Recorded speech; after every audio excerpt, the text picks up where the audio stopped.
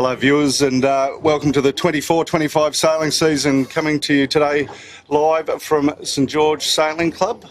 St George is going to be live streaming the 16-foot skiff club championship races this year, and this year the club championship is proudly sponsored by Riley Fittings, which is a great thing.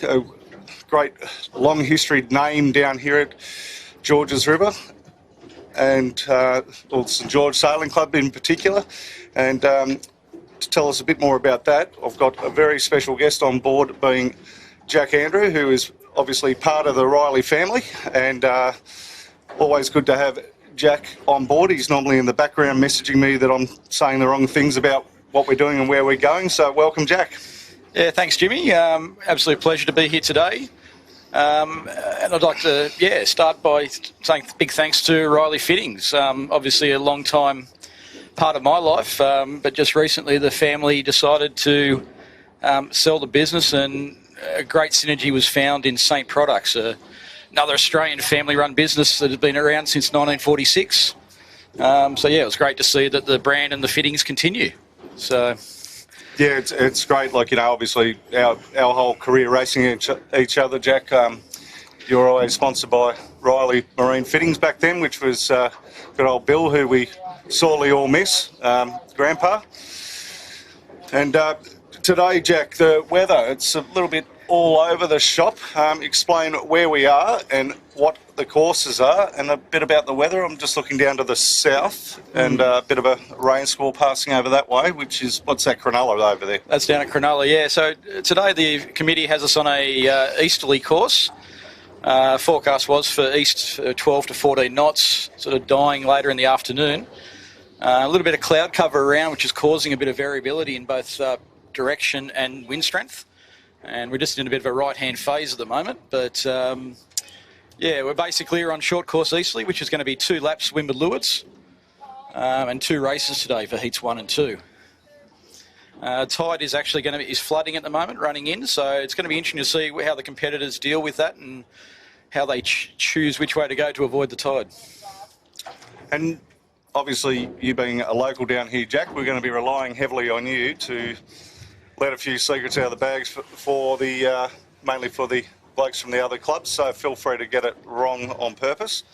We've got the current Australian champion reigns from St George, being Sarah Lee, and this year on board her boat, she's Keegan's been kicked off, Pete Mackey on, and Kurt Warner up the bow, so that's good, and I believe they did a ton of work to that boat during the off season. Yeah, they certainly did, and it's good to see an upgrade there in the sheet with Peter Mackey coming on board. Big shout out to Keegs. He's probably off sunning his moth at the moment. Yeah, I've seen him come through late. But they've done Kurt has done a tremendous amount of work on the boat, and it looks in top notch. Once again, bringing on a new sponsor in Bosca Build. Another family special for the Riley clan. It is, yeah. Kieran Humphreys. Big shout out to Spesh. Hope you're watching, mate. And there is the Bosca Build, the new sponsor, right there. So it should be pretty quick, this race. 2 little laps, correct? Correct, yeah. 2 little laps. Probably talking about a 25 to 35 minute race. We like them. We like them. So this first race will finish back at the start line, or at the finish on the opposite side of the start boat. The second race today will be finishing back at the club, so a bit more interesting, a bit more adventure on the way home.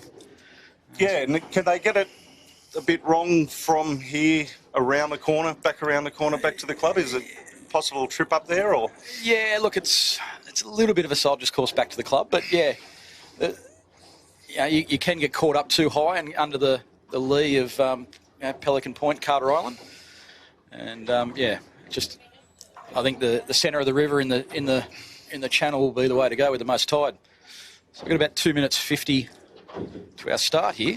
And who's that there on screen with the old Botany Access mainsail? Mate, that's funnily enough, it's another family member. It's Dave Gibson. So that boat's called the Lenny. That was named after David's grandfather, Len Riley. Dave has been a long time. Was previously an 18-foot skiff sailor predominantly, and has rejoined the sailing fraternity after a bit of sojourning the cricket circles. And, he's got himself a boat and going out and having a bit of fun. So, good to see. There's all the teams up on screen. 11 with Matty Mulholland and Shane Lackey, Thomas Bryden. And on that boat, we can probably say a shout out to Amanda Smith, who's Matt's partner in life, and she's tuning in. She's working today down at Appin at the Celebrations Bottle Shop. So, g'day, Amanda. If you're in the area, go in and see her. Sure to give you a discount. Yep. Tell her the camera cats to give you a discount. It's not long here, about minute 45 off the start, and good little fleet we've got down here now, and hopefully the numbers build from the club point of view, which would be great to see. Back in the day we used to have people sailing that club there in the background, the Georges River Sailing Club. They were sailing from there in the 16s and also from St George, so it's a bit splintered down here. All at one club now, and good to see. Certainly is. And we've got a bit of an interesting, because we've got a bit of right phase at the moment. Looks like it could be a boat end start. Most of the fleet racking up at the boat end. My tip today is going to be TTR Civil, Jimmy. I think they're primed, even though Phil's been a bit crook this week. He said he's here ready to go, and he's got his target well and truly on Boscabuild. Picked it early. Yep. Is it just for the first race? Just for the first race. Right, I'll see how they go. Yeah. No worries, that's how we like it. Reserve the right to change that tip half up the first work as well. Well, like the boat. We just got AP. The boat below them being the Tagara is would be my pick, other than with Tommy Cloud at the helm, without if we take Boscabuild out of the mix, but there's no denying Boscabuild will be quick. Yeah, look, Boscabuild's probably the form boat at the moment, and definitely the one to beat. So, but I think I wouldn't put it past either of those guys to really give them challenge Boscabuild and worry him. So it looks like the race officer is, I think he might be looking at changing the course even potentially. So maybe even going to a southeast course. We'll just wait and see what their plans are.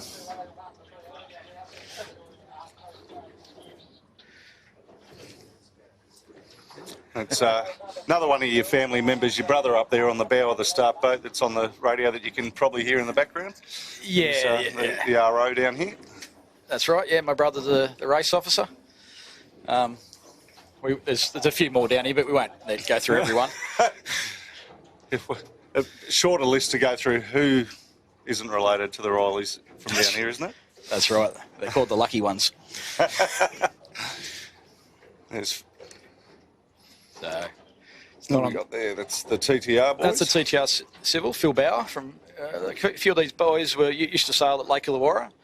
Have now joined St George the last couple of years and loving life. And I'm guessing, has he still got Richard Nardone up the bow? Yeah, Richard up in the bow, and he got Ryan Lindsay on the sheet. Yep, Richard, one of the nice guys in skiff sailing. Certainly is.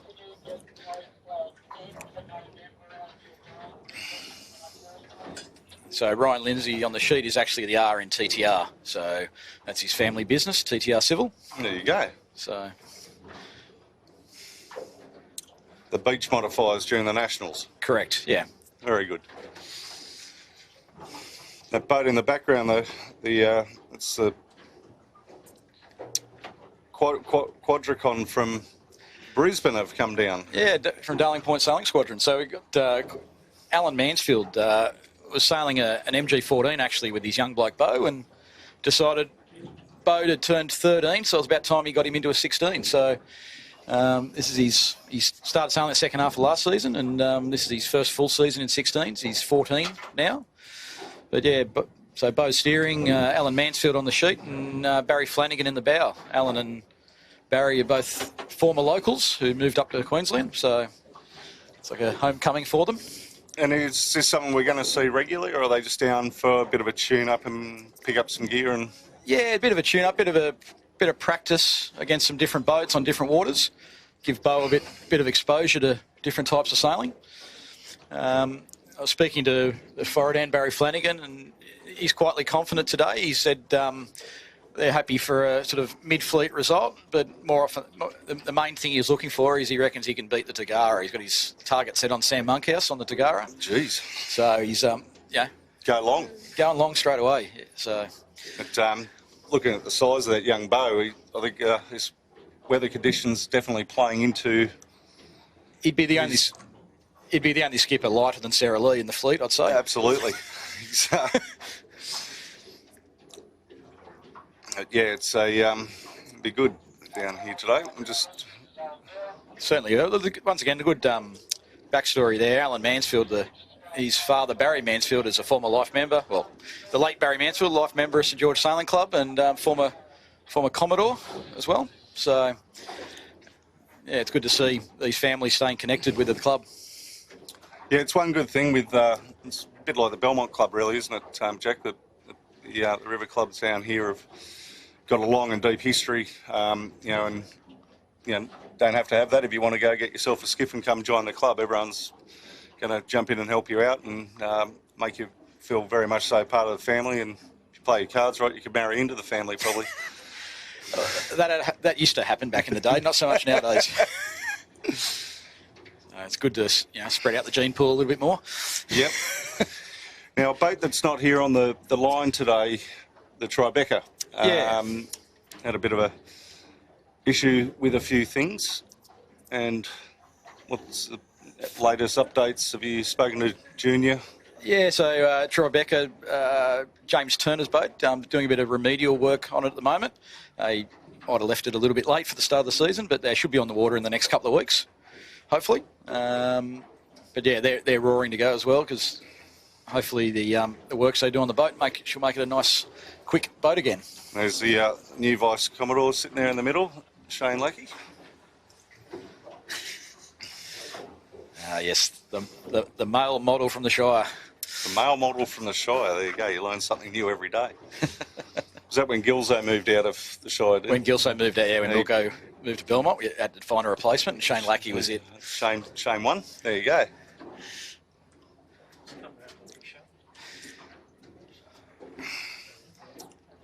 Okay, so there's Wishart, a new boat for down here. Is it, Jack, for this season? Yeah, well, it's actually sailed here at the club in previous seasons with a little stint at Belmont either side of that. So it's now being owned by Luke Adamic, well-renowned moth sailor and designer, and steered today by Benny Bradley while the Tribeca's not on the water.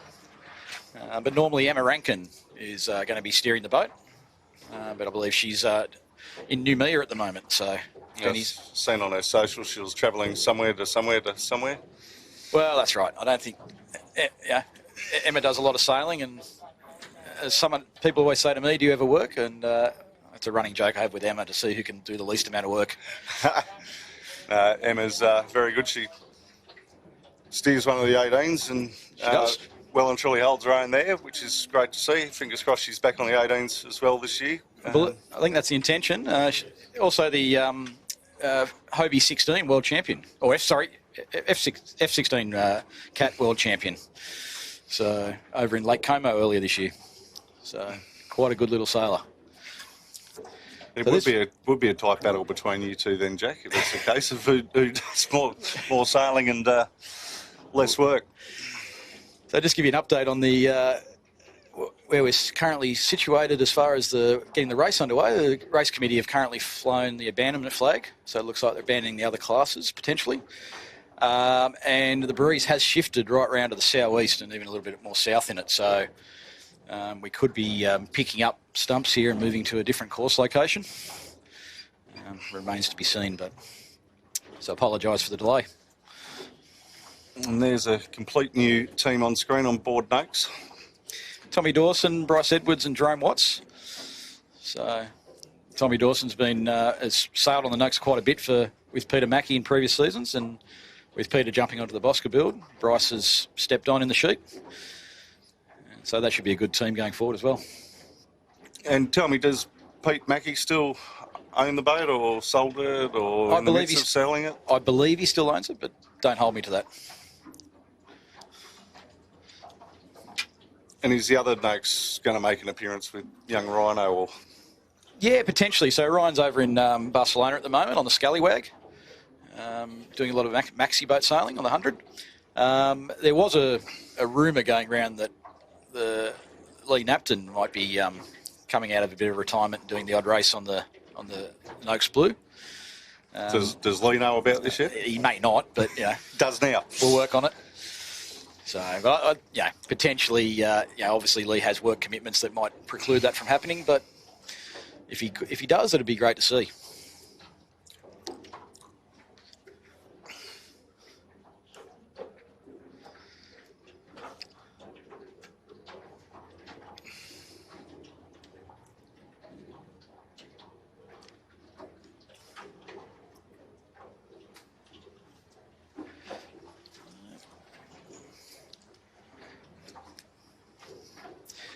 So the boat on screen at the moment is actually my old boat. So formerly called First State Lending for all your home loan finance needs. Just had to get a plug in there. Sorry, guys.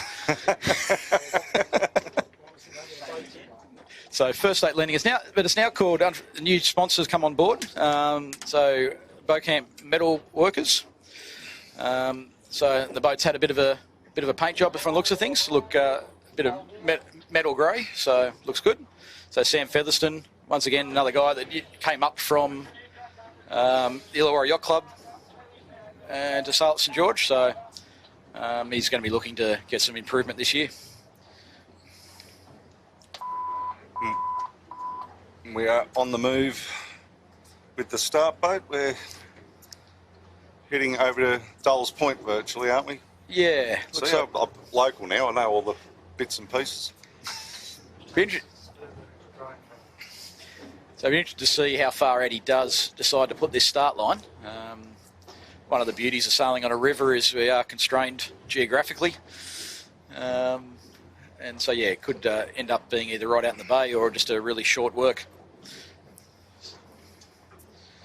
So the start boat there, the Old Bill Riley it's called. Quite a fitting name for anyone who knew Old Bill. It's quite similar in shape. I guess you can get away with saying that. I can get away with saying that. He's my grandfather, so.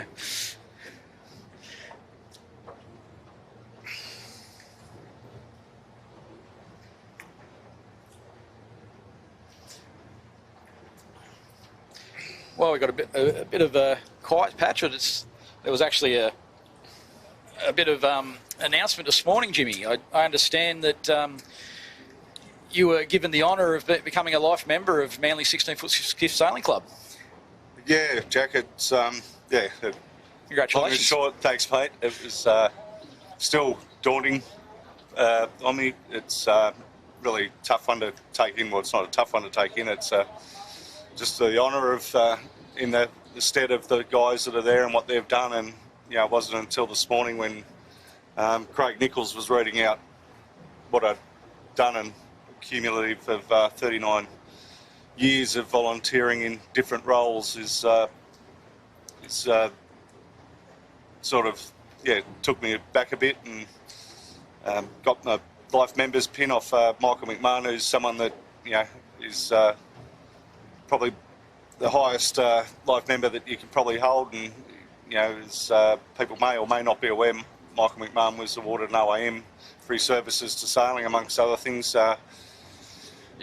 Back in Australia Day, which was awesome. Well, not only that, Michael actually received from Australian Sailing New South Wales a Lifetime Achievement Award last week. Yep, most certainly did at the awards there at the CYCA. To sort of be held in the same level as those guys and the other life members there, it was a lot to sort of take in this morning, and it was a great honour. So. Thanks to the people that did it. Yeah, it certainly is a well-earned honour, Jimmy, so congrats, mate. But I thought I'd just throw you off kilter a little bit there. Thanks, mate. I appreciate it. It was, sort of gathered myself together just as I got down to the motorboat club to start rigging up the camera cat, and you throw that back out. So thanks, Jack. No, you wouldn't expect anything less, would you, mate? No, mate, no. Well, it's not a day with you if it's not some banter about, so Are you missing sailing, mate, or well, you're not missing sailing. You're doing more sailing now, I think, than you do normally. So you. Yeah, I gave up sailing 16s because taking up too much of my week with other commitments. Having to sail twice a week was getting out of control. Now I'm only sailing 4 days a week, so it's a lot more control. No, look, I do miss sailing the 16s, and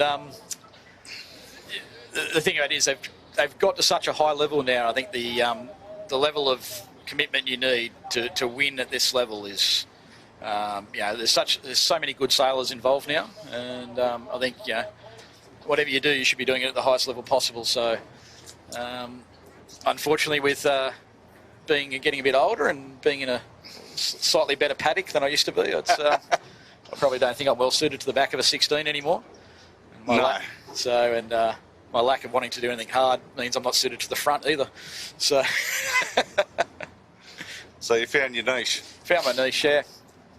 No, quite enjoying all the rest of my sailing. So, I've got myself an MG14, which I sail down here, and when I've got a spare moment, when I don't have the time, it's sailed by Greg Junk, a legendary 16-foot skiff sailor from the past, and he goes out and wins races for me in the boat. But your name goes on the trophy, right? Is that the agreement? There's now an owner's plaque on each trophy, rather than just skipper and crew. But no, it's fun to do a fair bit of yacht sailing at the moment, so it's always good to stay involved. And I think that's the beauty of sailing, is you can stay involved in so many different levels and so many different ways. So whether it be commentating or as some of the boys on the boat I sail on think I do on the back of the boat, just looking up websites on the computer on deck, or you can't do that on the skiff, right? It's a little bit hard. A little bit on, yeah, a little bit too much on to do that. So for the viewers at home, just so you know, we are still in a holding pattern. The breeze swung quite considerably, which forced the race committee to abandon the races that were already underway. We didn't get the 16s underway. We were very close, but I think definitely they've done the right thing here. Yeah, it would have been just a procession, one leg up, one leg back on the course, and it'd be a good way for us to get to know everyone. That's right. Yeah, they can come through one at a time, like the old sail pass at the yacht clubs. That's right. Yeah, get all your code flags up hanging from the mast.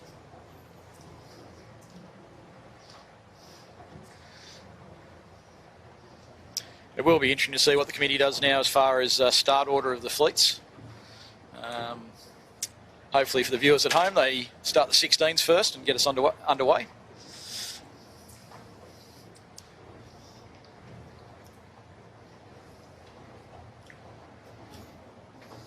Brad's been a race officer for numbers of years. Like when he was back as sailing manager at Manly Skiff Club, he was look, had a background there. Even before that, so I think he's been either a national or international race officer for the last 25 years. There's a little break in the middle there where he decided to run a fishing shop and coffee shops and things like that up the North Coast. But he's back now. But yeah, he goes back as even volunteering at the Olympics on the sailing courses. So he's certainly well experienced, and yeah, he'll make sure that the fleets get a nice fair race.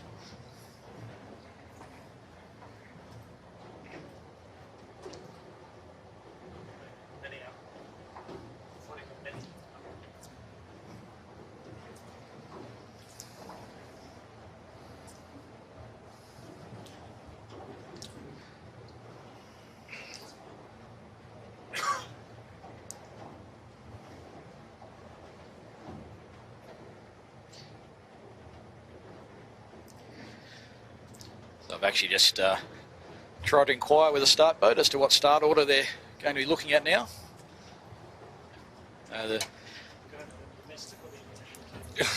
There's always... Chits has just asked for the people at home. He just wanted to know if we're going to the domestic or international terminal. I think we're actually going to the container port. I was just going to say, having multiple fleets with the different types of boats can be a blessing, but also can be a curse. And when we have situations like this where the breeze is not playing ball, it can get a bit congested and a bit, the sequence can stretch out a bit longer. So it certainly is. Look like there's a bit of rain looking over to the east. So we could end up out here, and then the breeze might shift back to the east a little bit out here. So who knows what's going to happen.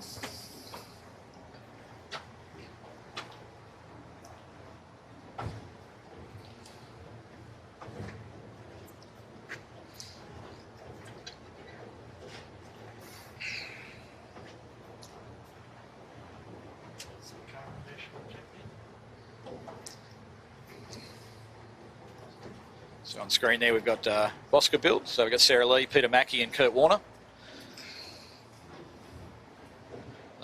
Pretty much the benchmark at the moment down here.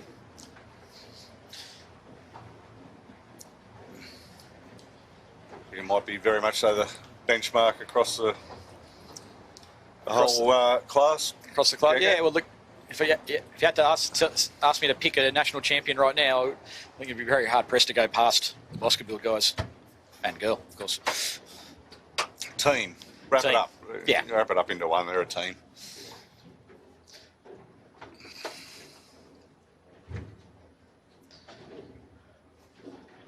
Okay, so Start Boat has actually just dropped their anchor now. So hopefully we can get it underway very shortly.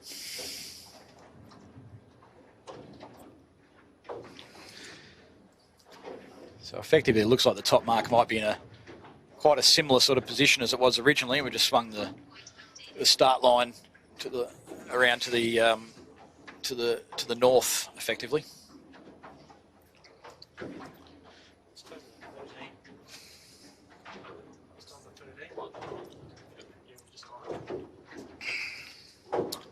So there we have the one and only 13-foot skiff down here at St George. We're hoping from a club point of view to really grow that class down here.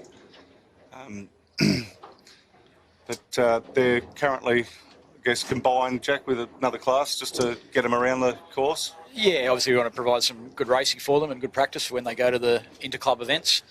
So they're currently racing against the MG14s. The 13 does tend to beat them, the top MGs most weeks, but still provides some good start practice and the like.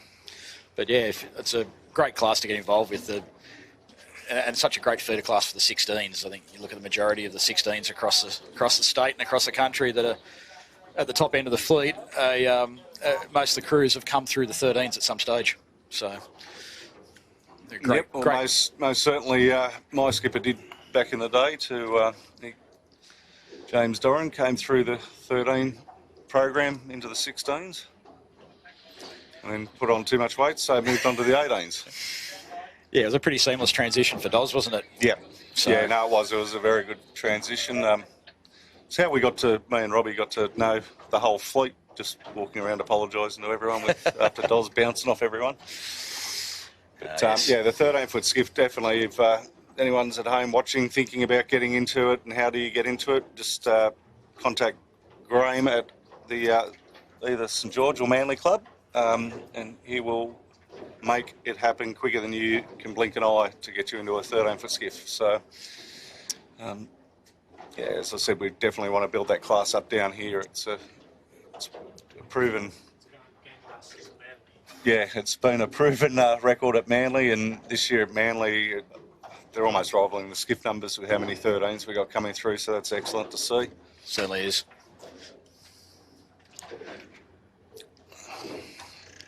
So the start boat there, as you can see, they are just making sure that the ground tackle is holding firm, and then they'll get some transits sorted and hopefully get us underway. It's actually going to be quite an interesting race course here, right at the mouth of Botany Bay, where George River joins Botany Bay.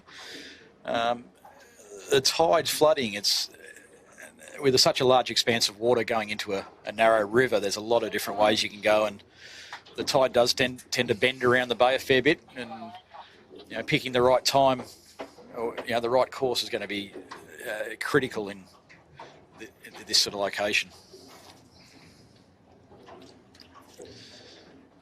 It's not like just looking around, like, obviously I've sailed down here a bit, not as much as you, Jack, but I always notice the local boats, I know exactly when to tack, and you tack inside them thinking, oh, that's the right thing, and you run aground. You know where the sand spits are down here.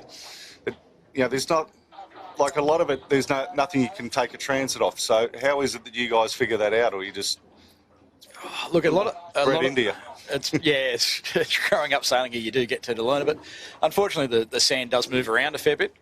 I think the key thing, we all know that when you run aground with sand, as long as you're not going too quick, it doesn't really damage the boat too well. Too much, I should say. It tends to be if you're going into a shore, especially upwind, the rule is usually if you hit your tack. Well, yeah, I've worked that much out. Even as a sheet hand, I've worked that much out, mate. But yeah, like as especially just to the right of the screen there, where what do you call that tower point there? Yeah, that's right. Like I've seen some boats go almost bow pole onto the beach in some spots, and blokes that are further out, they run aground. I can never figure it out. Yeah, look, it is a little case of who dares wins. There's no real way of knowing it other than getting out in a boat every week and testing the depths. But it's just about using your experience and knowing what the tide is at the time, knowing how much water you got under you. So yeah, it's very hard to explain to people how far in you can go, because like you said, there's no transits, there's no real landmarks as such, no buildings on the shore to say, okay, at the red brick building you can go all the way in, at the cream one you can't. The Botany Bay Championship a couple of years ago, Nathan Wilmot sort of found that out the hard way. But many people have unfortunately come across it, especially down sort of closer to St George Clubhouse, where there's a few more sandbars, including the middle flat sandbar we've seen in the past. Many years ago, that sandbar used to actually come out of the water at low tide. And that's the sandbar right there in front of the club. That's right, yeah. Yep. Which at high tide you can sail over it quite comfortably. At low tide you've got to be careful. So we've seen in the past boats unfortunately leading races and coming down with a kite on and running aground and losing the race accordingly. Jimmy's just getting messages galore from people congratulating him on his life membership, so hope that will annoy him for the next hour or so. give you a break from annoying me for a day, Jacko. But no, it's good. Hopefully we'll have Jack on here for the season for down here.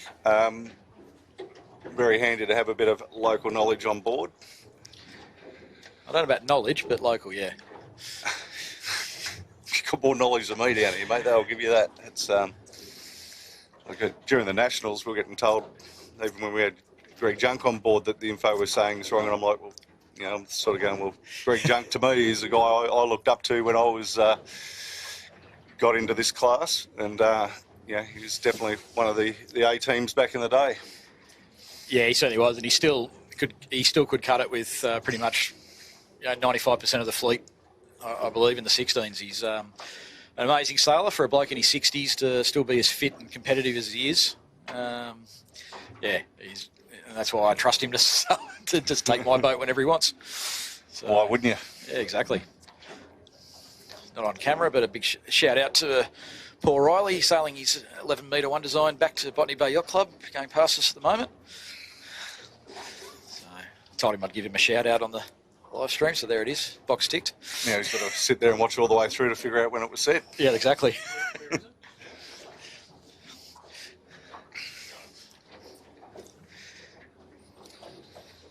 This weather looks like it's closing in on us, Jack. It's sort of limits operations. It does. It's looking quite ordinary across to the east. The breeze has shifted back to the east now with that, and sort of probably built to about 12 knots. There's Paul on screen. There's Paul Riley. What's on his 11-metre one design? It's called Frenzy, I believe. So he might be worthwhile. We'll see if we can get him out one day for a bit of colour commentary. Once again, another bloke who knows these waters very well. I feel like none of the Riley family went to school or anything. They all just come out here with old Bill and taught how to sail, and why wouldn't you? They weren't raised by old Bill, they were raised by the club. No, it's not a bad way to grow up. So you can see the rain just getting on our lens, so hopefully it's just a shower passing by. Yeah, it looks to be clearing behind it, so hopefully it won't last for too long. It might mean a further delay in proceedings, unfortunately.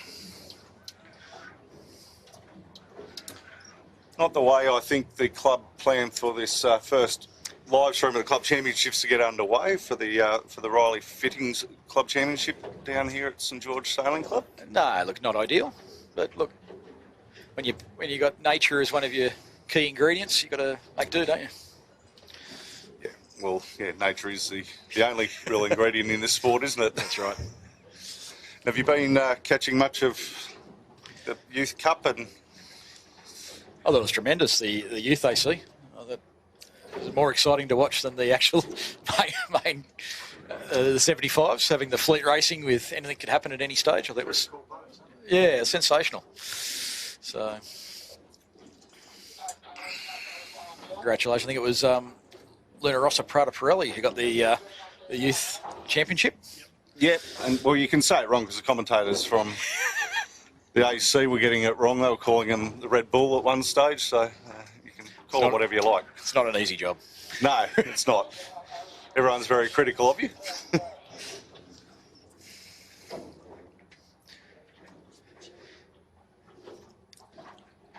Bit of chatter on the radio. Fingers crossed we might get something happening here. As you, I think, alluded to, Jack, with the once this rain passes over, are we going to have the breeze swing back to where it came from? Look, where they're set up, hopefully it does swing back a little bit to the right. Yeah, they've got enough water now that if they have to swing the top mark, they can. But yeah, hopefully we just don't get any more delays. We can get underway, that'd be great.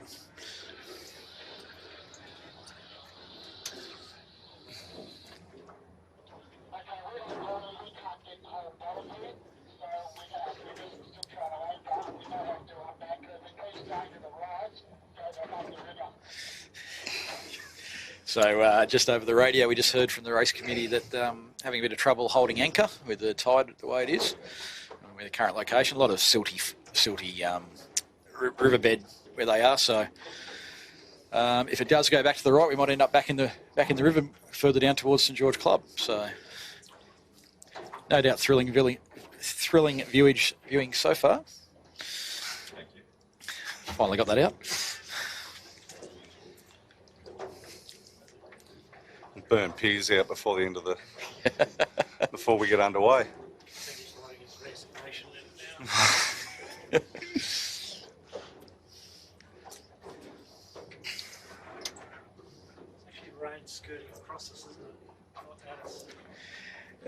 Yeah, the rain appears to be sort of passing down the left-hand side of the course, and we might just get a bit of it. Hopefully, I can see a bit of blue sky up there. Hopefully, we that's what we end up with rather than the rain. Got the sun cream ready. I didn't bring the weather jacket though. Got mine right here, Jimmy. Once again, glad we're not on the old camera cat. It's often the talking point of this one where we get to sit inside and it's all very nice. Very nice, yeah.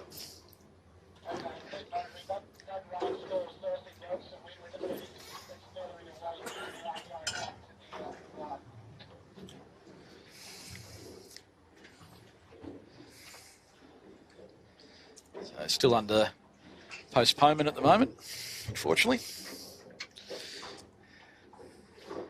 Coming into shot shortly will actually be another former skiff sailor, now yacht sailor. It's the Stockade, I believe. It's Freddie Herrick from Herrick Sails. Used to sail down here. So no doubt got a few of the old boys out today. Probably explain the sail logo.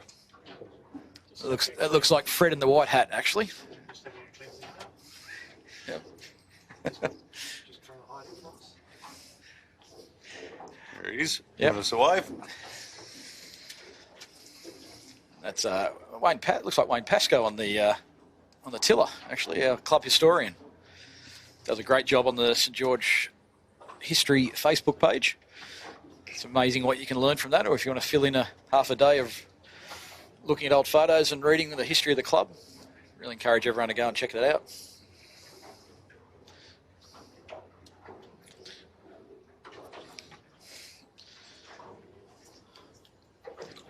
Looks like the rain's cleared a little bit and the start boat has just dropped anchor again.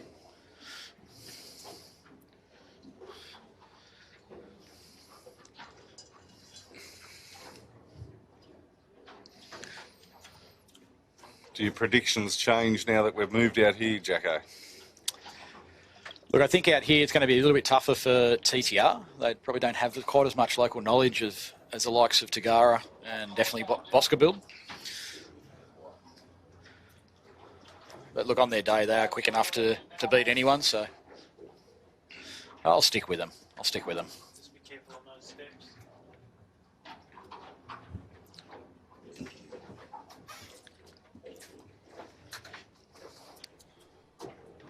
Just giving the lens a wipe to get some of the rain off it. If you're looking at home, it's not your TV's going crazy. I'm going to go to you guys now. Smile. This is what it's like in the nice rain outside, beautiful inside. Yeah, I'd much rather be here than out there at the moment. Yep. Thank you.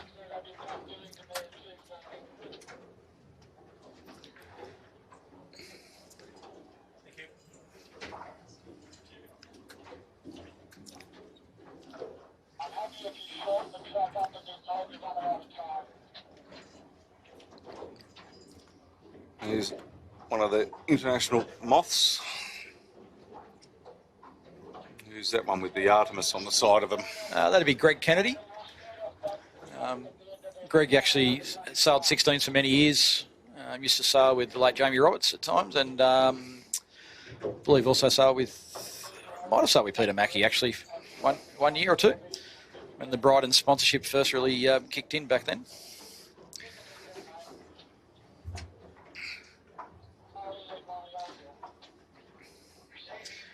Greg's actually doing quite well to be sailing after a pretty horrific leg injury a few years back, where he broke his leg out sailing.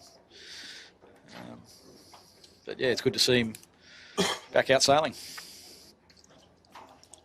It's good to see anyone out sailing. It is a sport that people think is out of reach for a lot of people, but you can get into skiff sailing or any sailing really relatively easily. Yeah, definitely. I think putting aside for a moment obviously the support the club gives the fleets is that you can get into sailing without having to be a boat owner. There's so many opportunities for crewing wise, and there's always boats who are looking to get new people into sailing and new people into the classes. And if you feel like getting involved, once again, give Graham a call at either St George or Manly clubs.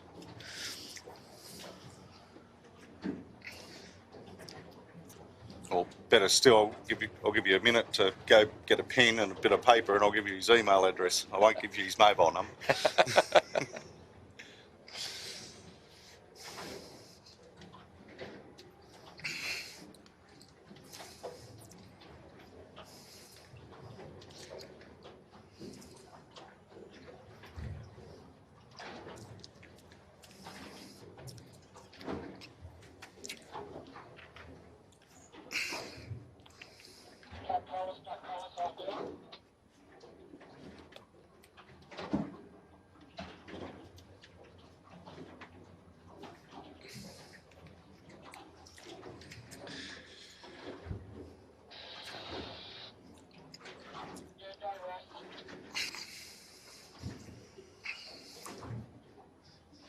I'd love to be able to criticise the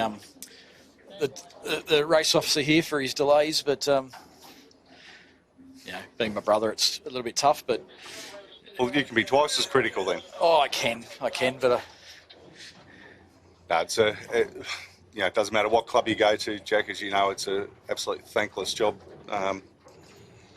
Being the RO, and everyone will tell you how you're doing it wrong, and a lot of people have walked away from volunteering at certain clubs over people offering their opinion instead of just sort of thanking them. And same with all the volunteers. They it is exactly that. They are volunteers, and they give up a ton of their time to do this. And you see them out here on the water, but there's so much off the water that they do to make this all happen for everybody. So yeah, certainly it's actually quite surprising. Most of the volunteers get down the club before nearly all the sailors to start preparations for the day's racing, and the amount of time they donate to the club and donate to the sport is quite incredible at times. So it's certainly rewarding as a volunteer. I have done a little bit of that myself. It's amazing what you can learn about your own sailing when you can sit back and see how the committee actually have to run the races. One of the most enlightening things was that first day I jumped on a start boat and saw the pressures they were under and all the considerations they take into account. So, yeah, well worth anyone if you've got the opportunity to jump on a start boat or even a mark laying boat, please do so. It'll help your sailing no end. Didn't help my writing, that was for sure. Your brother Brad got me on board as an assistant to take down the finish times and whatever, and it was like the lasers or something which had like a 10 number sail number, and it was like that it was really helpful. Thanks for that. But got a few wrong, but fortunately Brad had his little dictaphone thing that he used to have back in the day and recorded it all, and we sorted all that out so no one was disadvantaged because of my slow writing. Yeah, well, that's why when I do it I use a computer. Yep. Much easier.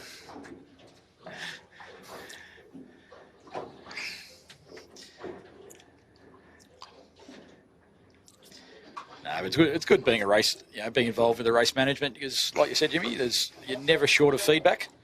Everyone's willing to give you a few tips here and there, and 99% of it comes from a good position, good place. People are just wanting to say what they should, what to make things better.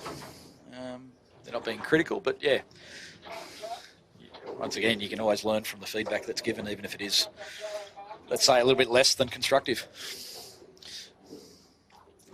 Yeah, with the 18s, I think we've got a whole new start team there this year because of some not so constructive criticism that was angled at them. So they all put the pens down and off they went. Yeah, it's a shame, but...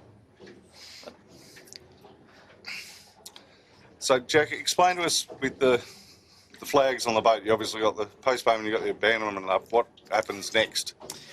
So next will be basically they'll drop the postponement and obviously the abandonment flag. Shortly after that, no less than 1 minute, they'll go into a sequence. Now, I'm not sure what class they're proposing to start first. Hopefully, as I said earlier, in the 16s. But yes, it could be underway as soon as a minute after the postponement flag is lowered.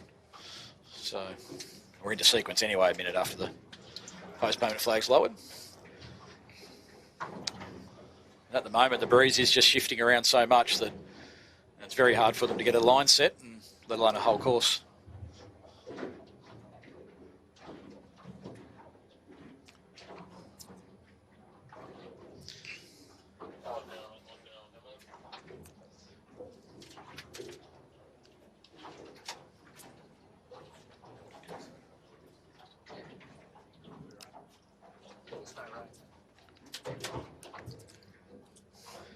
So just looking, they are under orange flag now, so the AP should come down shortly. That is a very good sign. That is a very good sign, correct.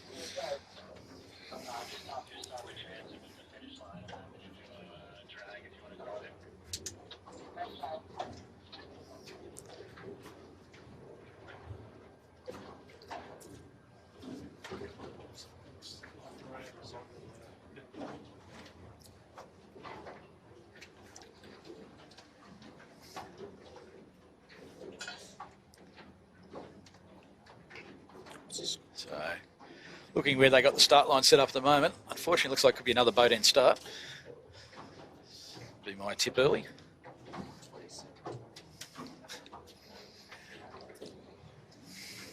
So hopefully we get a little bit of a left shift and that can even that up a bit. And the other major sporting event that's going on today, Jack, the AFL Grand Final. Swans and the Lions. Yes. It's actually quite surprising they've held it today, knowing that we had our live stream going. 100%. There was some discussion in Melbourne about rescheduling it, but they decided to roll the dice and go with it anyway. But Pretty similar to your numbers. so wait to see when the ratings come out to see how we go, Jimmy. See if we can. Okay, so it looks like we're going to be going with the 16s. Is our first start, which is great for the viewers at home. The boat that just went through his shot there, so far so good. It's another family member, Jimmy. Of course. So of course. My sister steering that boat. Shannon. So tell me, Jack, if I get pulled over by the police down here, is it a good opportunity to use the Riley surname to potentially get out of it? Is that what you're saying? It's probably not. No. Although my grandfather was quite good of getting out of trouble with the police back in the day. Through a bit of constructive arguments made. And so far so good. Actually, it's another sponsor, James Turner's sister, actually. So we're about to get rammed by another boat. That's okay. Cleared now. Okay, so AP is now down. So hopefully we should go into sequence in a minute or so's time.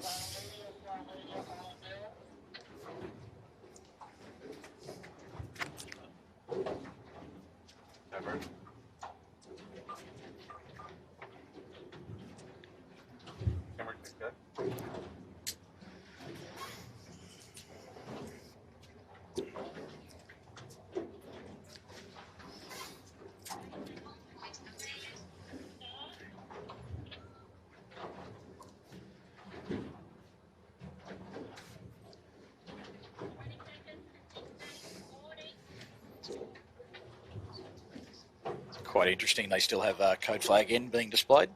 I was just about to ask you that, Jack. Is that... It's not standard procedure to have that up during a sequence. I think they've had a bit on trying to rejig everything, so... And there's our 5 minutes.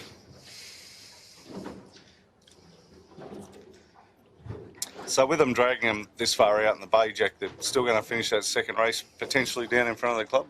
Yeah, that's the plan. If they, unless they signal a shortened course, that would be where they would be finishing. They've got to go back there anyway. So. They've got to go back there anyway, correct. So certainly makes sense, and it provides the spectators back at the club something to see, a bit of an adventure while it's 3/4 time of the Swans game.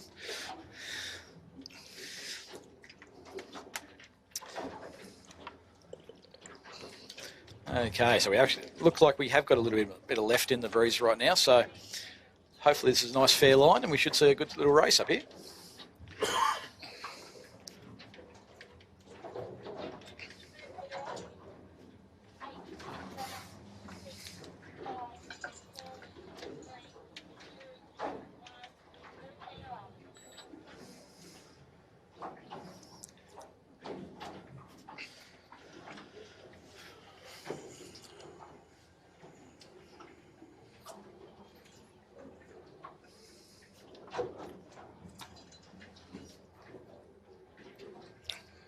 So 3:40 to go. Just trying to locate the top mark.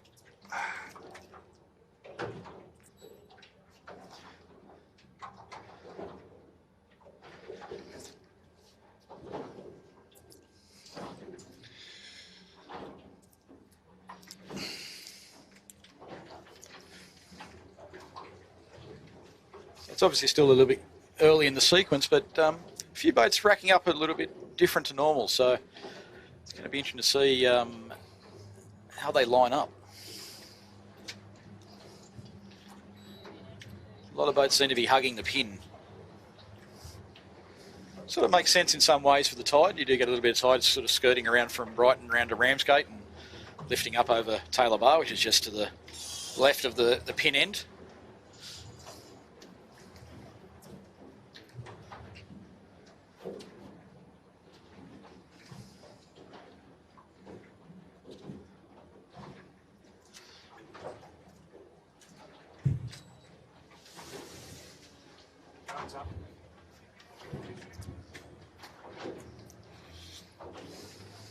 unfortunately, it looks like we might have another rain squall coming through. Hopefully, doesn't sort of affect things too much and the race can continue.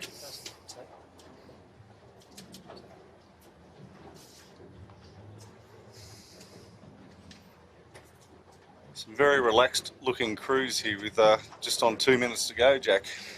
Yeah, I think with that sort of postponement, that delay, it puts everyone sort of a bit more relaxed, and it takes a bit to actually get some of the guys back into the race mode. So usually the 1 minute gun does that.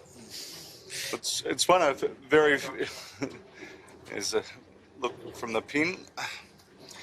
It's one of very few sports, Jack, where you don't go warm up, then go out and do your sport. You know, like you think of football and that, you do a lot of warm up stretches, whatever. Here it's straight into it. Yeah, look, in the past there used to be a fair bit of warming up done back at the club before the race. Not so much to stretch the muscles or whatever, maybe just the bicep, but a few pre-race settlers, not so much done anymore. Wouldn't be surprised to see a few port hand starts here, looking at how some of them are racking up.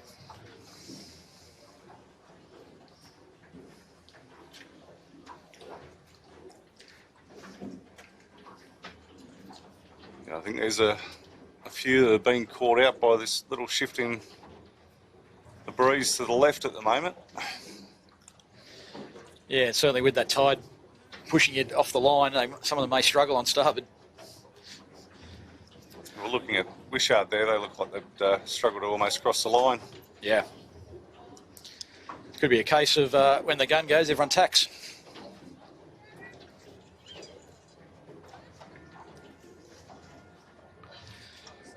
Unfortunately, you're AP'd again.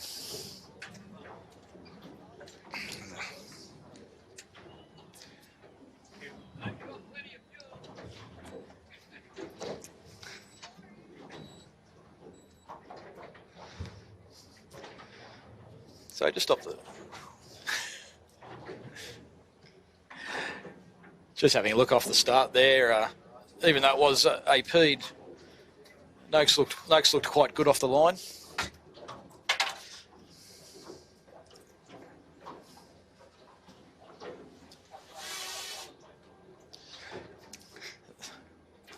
And also the Queenslanders, the Quadricon guys, they looked quite good as well. So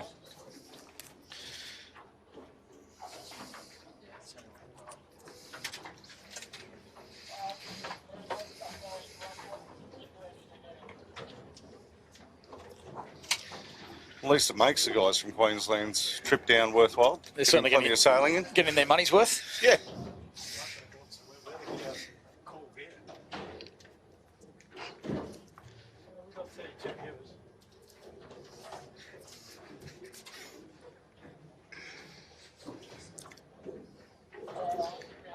So once again, unfortunately, whether not playing ball and just a bit too much of a shift. Boats are now pointing straight at the top mark on port. So if we go halfway back to where we originally were, does that make it about right? Ironically, had we started the first start, we probably would have had that race done and would have been nice and clean race. But hindsight's a wonderful thing.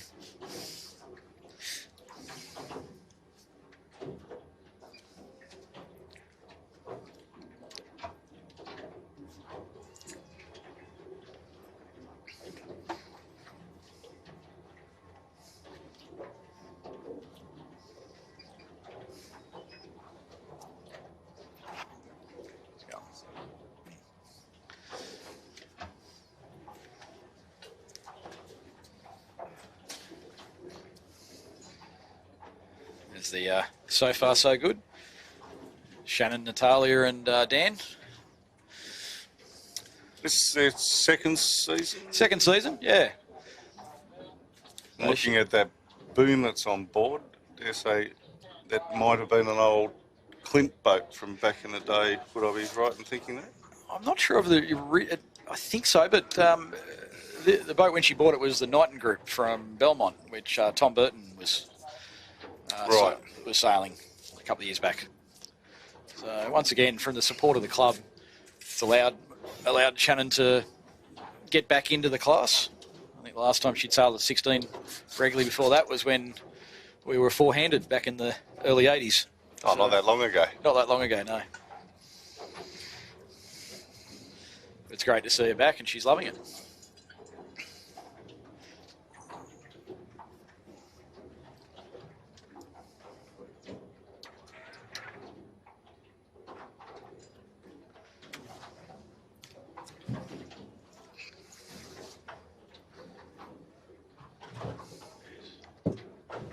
Almost on almost be on northeast course soon. The breeze has shifted further left.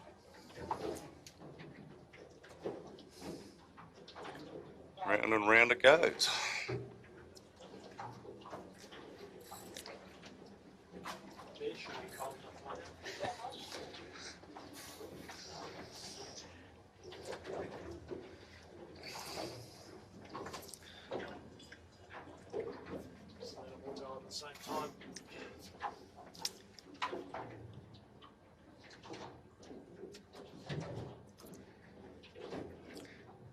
Now, I don't think this delay should be too long. Hopefully they can get the course reset pretty quick. It's just a matter of the breeze playing ball and staying in the one direction. Do they often have a club championship this early in the season down here? Not traditionally, no. It's earlier than usual. That's potentially why the breeze is so inconsistent. This time of year, you're usually expecting a nice fresh westerly. Yeah, it's a good way to get back from the off season and have a westerly or two just to really sort you out. Certainly is, and always a trouble when the wetsuit's shrunk over the winter, and yeah, you need to get it out for the cold westerly breeze. Yep, I had the same cupboard. You got that cupboard from IKEA where you used to keep yours? The drying cupboard that really dries out the wetsuits nicely, and they do tend to shrink a little bit. Yeah, most definitely shrunk a bit. Yeah, every year it seemed to happen. So, but funnily enough, your boots never. Well, you didn't wear boots, did you? No, I wore boots. I'm old school. Yeah. Not like the kids of today, where if you want to be anyone, you got to sail barefoot. Yeah, but boots never shrunk. No, boots were always good. Yeah, a bit more reinforcement in them, so they held their shape a bit better. Right. There's the quadricon on screen with young Bo Mansfield steering, 14. Sailed against him last year in the MG Nationals up at Darling Point, and the first thing you learn about getting into 16s was you have to have a bit of banter, and you got to hold your own in the rigging park. So he's going to go far. His old man used to be pretty good at it, so his old man still is. Yeah. There you go.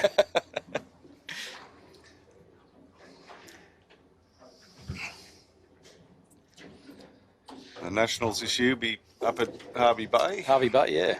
So and it looks to be all going well as far as the organisation. They've got a number of sponsors on board, so should be a very good regatta.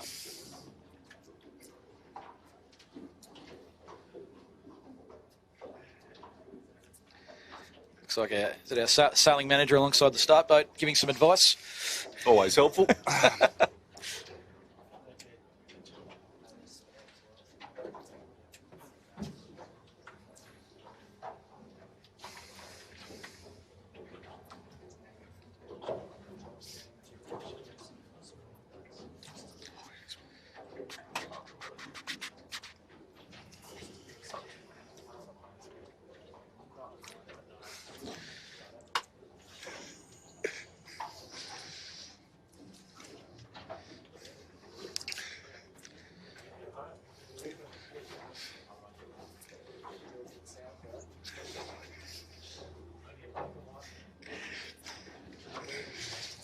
So, for the viewers at home, a few of us are just discussing on board the boat why. Sailing is not a bigger spectator sport on days like this. It's thrilling to watch, obviously, when there's a bit of breeze around. But unfortunately, when the weather doesn't play ball, it can be a bit long. Yeah, the Olympics was a key example of that. So always looking forward each night to turning on the Olympics and to see that graphic to say we're delayed. Fortunately, the America's Cup seems to have the same problem at times. Yeah, well, speaking to a few of the guys, obviously in broadcast over there and so forth, and the word around is that they've sort of found it a bit funny that pick this time of year over there to host it where they're hosting it. It's generally no breeze, so but they're doing a pretty good job to get the stuff out of there, which is good. Look, they're such amazing machines, the AC boats, and unfortunately, but they've got a very limited sort of wind range that they can sail within. Actually, the 75s are not too bad. They've got I believe, 6 or 7 knot lower limit, and, whereas the 40s are sort of around the 8 to 9 or 10 knots. So, but yeah, it's interesting trying to schedule events. You know, not only around obviously what the predominant best time of year to sail, like the best weather conditions are, but also too all the other events that happen around the world at different times. Correct. In order to get the best sailors at the best locations. It's a juggling act. On the screen there we have IGD, I believe, Illawarra Gear and Diff, Paul Lynette, with Dan Gain and Dylan Cardwell. Another boat that moved up the freeway from Illawarra. Correct, yeah. Yep. Just looking up the course, Jack, this breeze is completely lifting off now. Yeah, it's not looking too promising, is it? This is not looking promising at all. Do you think they'd possibly go to one race? Is that a real possibility here? Like we've been live for just over an hour and we haven't got even a metre of racing in. Yeah, look, I think if they go to one race, it'll still only be a short race. Yep. I can't see them going on to a long course in these conditions. So, yeah, if they can get one race in, see how it goes after that. But like you said, Jimmy, we're now at 3:30. And without daylight saving, they're going to run out of daylight before anything else.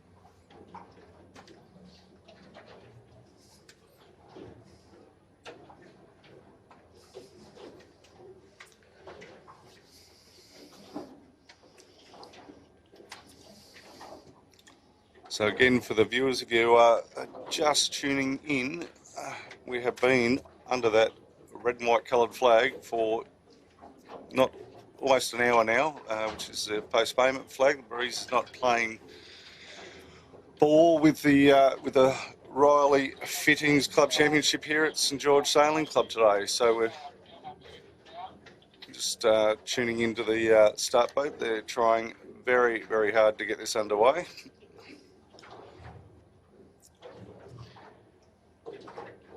Just watching a couple of boats sailing around. Unfortunately, the breeze appears to be well and truly in the left at the moment.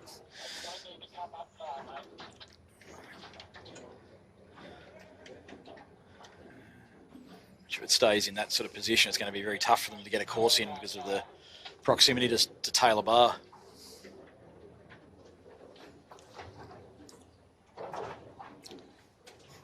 You've obviously got to stay outside of the bar there, Jack. Yeah, look, it's within the sailing instructions, it's a prohibited area. Well, it used to be. Apologies if I've got that wrong this year. But yeah, look, it's also, it's one of those ones that you're not going to gain any advantage about going in there and running aground. So it is quite shallow. Once again, it moves around a fair bit. There used to be a bit of a channel running through along the beach, and a lot of the old guys just take great pleasure in shortcutting it through the channel because they knew where it was, while other boats would run around either side of them.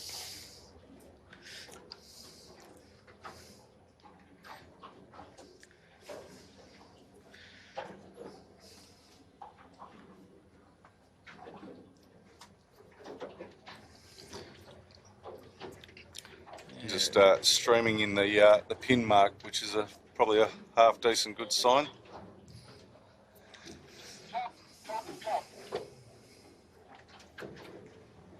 Brad's got to work on his drop of the pin. He needs to have a chat to Dennis Thompson, maybe. Dennis Thompson, absolutely the best in the business for the drop.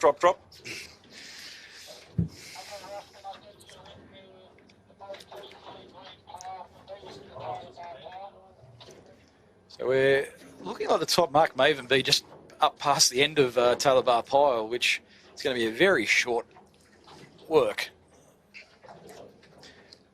And they may well do a change of course to extend the bottom mark. To try and get us back up in the river a bit. Yeah.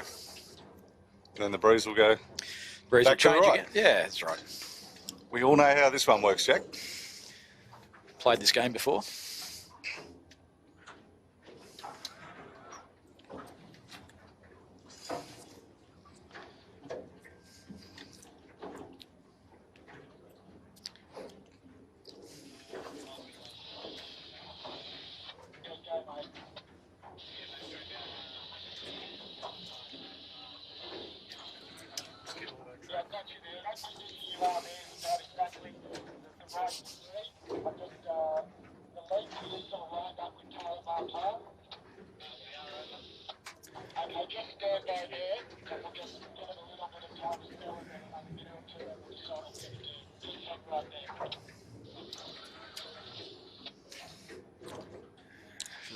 One advantage for Ross on the mark laying boat, it's shallow down here, so he's not throwing 20, 30 metres of chain and rope over the side that he has to pull up and move 16 times so far today. Yeah, he's not laying a mark just outside South Head, is he? He's No. It's probably on average about sort of 3.5 metres deep, Botany Bay. So yeah, there's the odd hole, but more often than not, a 5 metre anchor line's all you really need.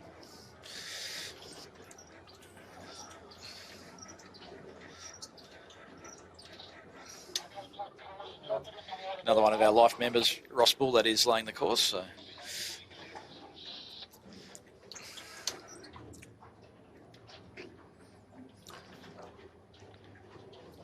Had the joy at the life members lunch back a little while ago. I found myself sitting at the table with him and Wayne Pascoe, so I got very animated very quickly with those boys. Plenty of stories, no doubt. Yeah, well, once a year the board hosts the life members lunch for all the life members, which is pretty cool. And now we've got life members of both St George and Manly, and we're bringing them all together, recognising them all in the same manner, which is awesome. Yeah, it's a great initiative. I suppose next year, Jimmy, you'll be able to just sit there and you won't have to worry about hosting. You can say I'm a life member, I don't need to host anymore. Well, either which way, I'll be there, whether it's life member or a board member. We had the elections today for the board, and pretty much so the whole board remains, except for Mal Page has stood down as Commodore from...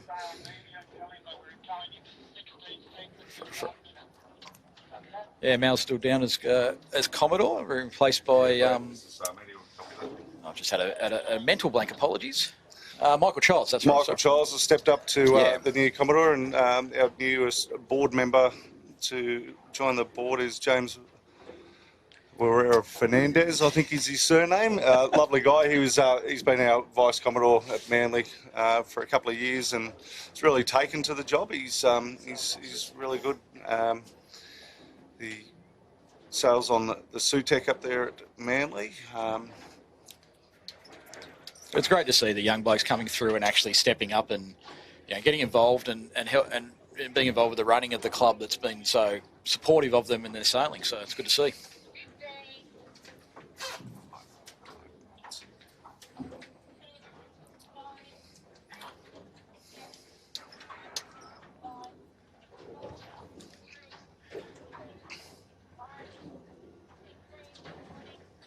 Now, while we've been talking about that, we're actually we missed the AP going down. We're now back in sequence, so still a bit of rain around, unfortunately, but looks like the breeze has settled in enough for them to get a start away, hopefully. Fingers crossed. Fingers crossed this time. Maybe we go to a 1 minute countdown and we could get some racing. There we go. Jack. I like it. I like it. Innovation.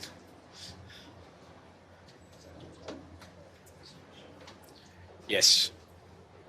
Yeah, the top mark looks like it's been laid quite short, which probably a good idea if we want to try and get 2 races in before it gets dark. Like to get one in, Jack. Be great to get one in. Yeah. I'm happy with one if that's where they want to go. Even just a first work would be nice. Something to talk about. That's 4 minutes. And we'll endeavour to get that that lens cleaned shortly. It looks like the rain is sort of lifting off. Only light sprinkling now, which is good. I think there might be the odd sailor in here not really worrying about whether the breeze shifts or not. He'd be asking the race officer to just send us. Once again, all great feedback for the Always solid feedback. For the Grace Committee.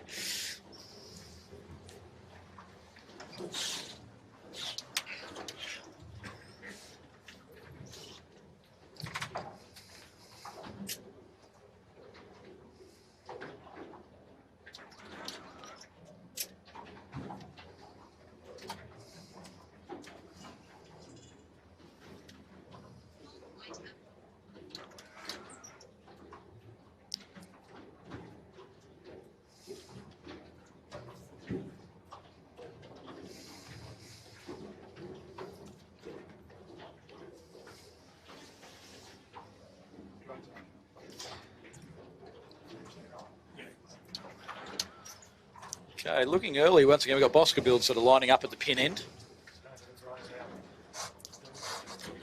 Still got a bit of time, so he may well end up back at the boat.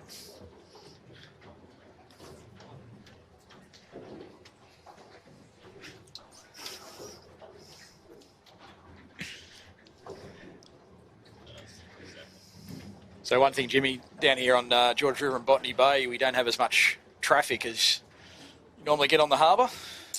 Mate, we were discussing that while we were waiting on you to arrive at the boat earlier about how many boats are at Motorboat Club. Obviously, we're, shout out to the George Motorboat Club that kindly allowed us to dock up there for the day. But the amount of boats that they got there, and they don't seem to ever go out. Well, pretty much not on days like today, unfortunately. But they don't tend to get out. But beautiful day. But yeah, unfortunately, it doesn't give us a lot of boats to sort of join the club. As the Kumquat Club, as shippers would say. I think Shippo's already been down through here and cleaned them all out. So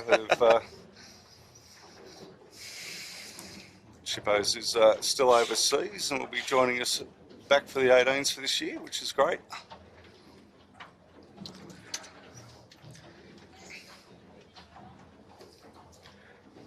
Okay, so within a minute 10, once again, quite a weird sort of line up, racking up of boats. A lot of boats well off the line with this tide, this light breeze.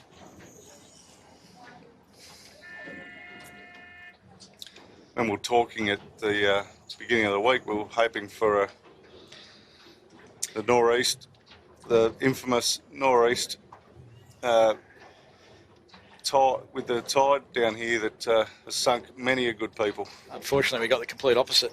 I know. Can live in hope. We've got 5 more coverages down here to hopefully have something like that come to the 4A for us. I'm sure we will.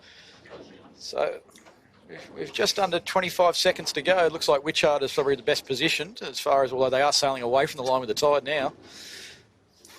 TTR Civil looking good actually for a port hander here. You can really see that tide there, can't you, Jack? With yeah.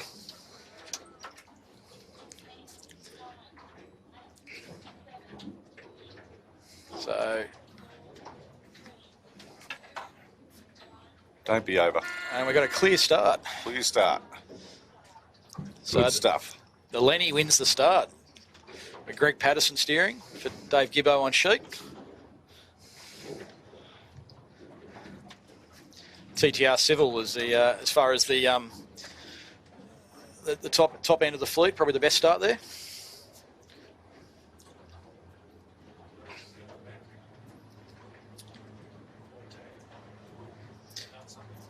Noakes is tacked off there. They're looking to get into the shore, maybe out of the tide. So far, so good. Further down the line, looking quite good actually. Nice pace through the water. They are going to be left a little bit exposed, but if they're not get back into the shore out of the tide. So Bosca Bill tacking.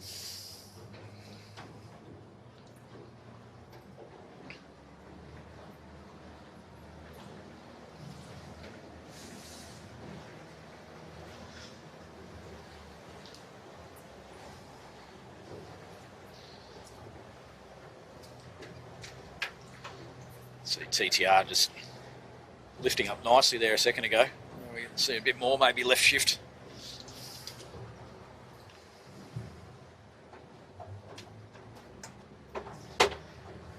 Hiding TTR very well there behind the so far so good just on screen.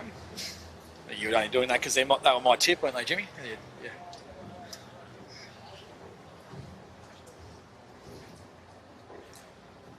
Interesting dilemma actually now with that left hand in the breeze. If you're almost laying up to that top mark, do you take that tack back in to get out of the tide?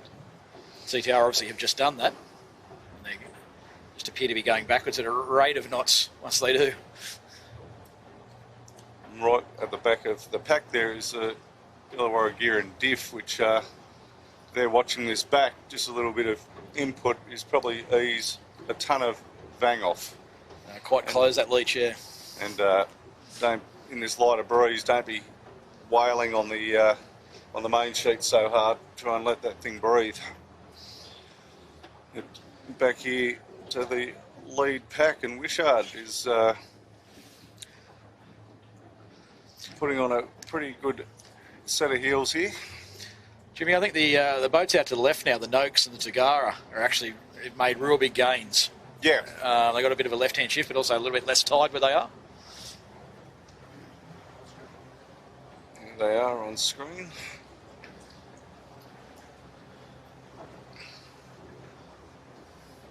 It was only just a short step back that they had, Jack. They didn't, obviously. Yeah, Noakes tacked back just after. Lay line. Noakes tacked just after the start, and probably only went about 20 seconds, and coming back, but just did enough just to give them that separation and that little bit of clearance on the tide.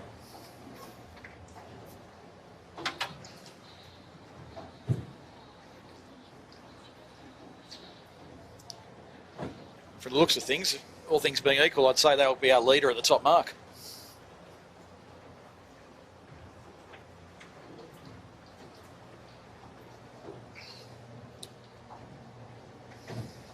It is looking quite light, but isn't it? Yeah, just looking up the course, Jack, it is looking very quiet.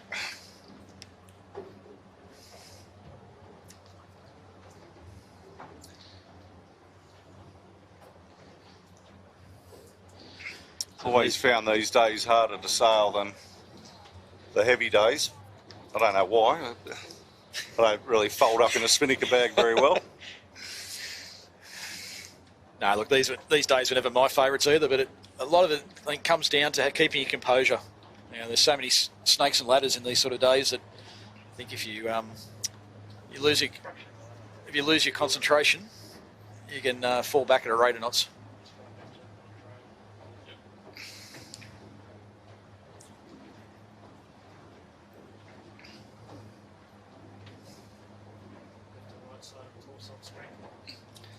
There's the view from the left with Noakes, and view from the right-hand side of the course with the so far so good.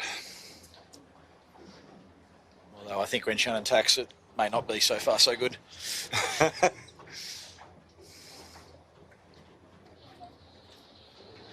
But, kudos to the race committee for getting this underway. It's it wasn't looking likely there for just over an hour, Jack. So it's normally that's your race done and dusted for the day, that hour. So yeah, that's right. Just at the moment, touch wood, we actually have a little bit of clear skies and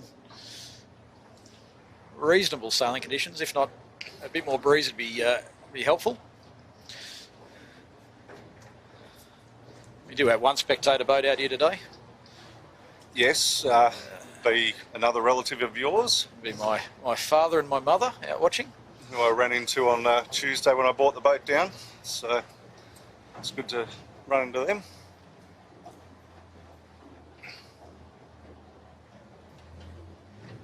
So Noak's looking very light now, and Very pinned, aren't they? They're just yeah, like, you know, crew forward hands are up on the foredeck, and you know it's so important to move your weight to keep these things going, keep the tuck out of the water.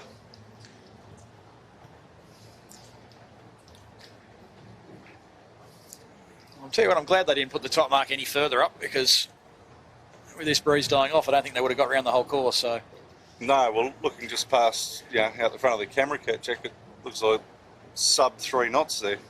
yeah, I think this could, depending on who can get around this top mark before that breeze dies out, and they're going to be running with the tide, they'll get down that bottom mark very quickly. But I'm going to see what the committee does to see whether they send them round again or shorten the course. Might be a little bit unfair to shorten the course if no one can get around the top, but Stranger things that happen. not liking the chances of getting around a second time. So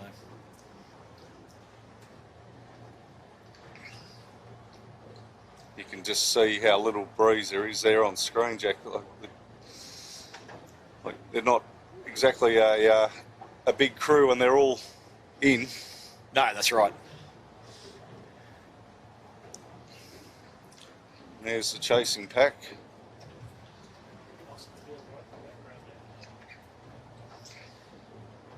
The early favourite, Bosca build, just see behind TTR there, struggling a little bit. They didn't get the best of starts. Got to tack out early, but I think they might have gone just a little bit too far, and now just following everyone back.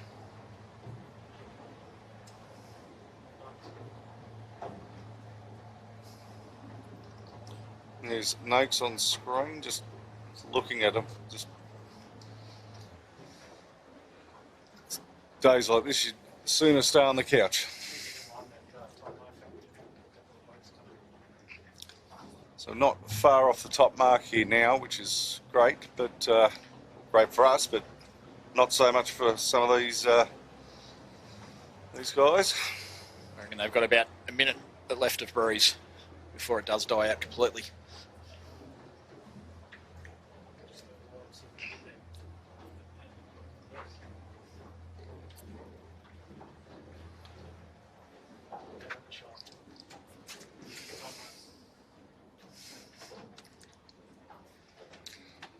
There's the top mark, and you can just see how little these guys are moving. So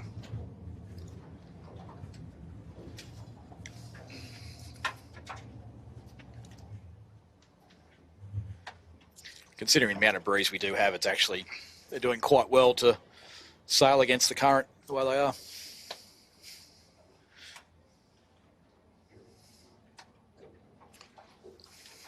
you almost feel like you're sailing, but you're not actually gaining ground anywhere.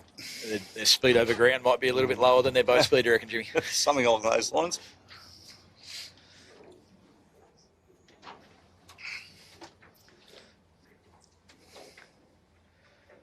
Tagara's tack back. It's quite a punchy tack to try and make lay from there.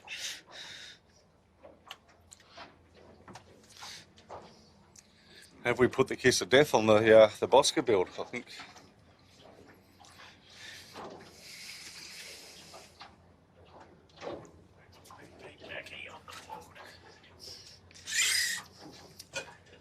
Well, this is where, as the Bosca build, like I said earlier, they need to keep their composure and know that there's going to be opportunities later in the race to get back into it.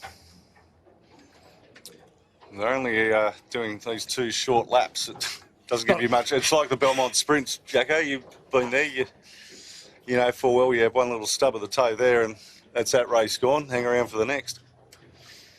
Yeah, it won't take much with this sort of day. Everything can happen. So.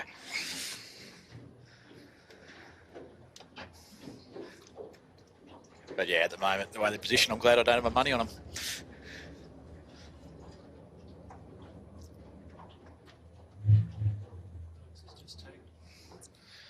Noakes just tacking. I think they're on lay. If not, they'd be very close. They'll be very close to it. Boat is sailing quite well as the the metal workers. They're in about third position at the moment. Fast paint job. Very fast paint job.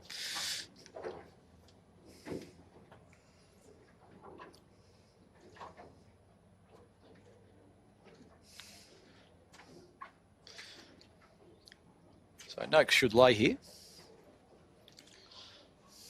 What's the body language say? Yeah, I think they're pretty comfortable until they lose their breeze and they're going for an early sneak on the kite.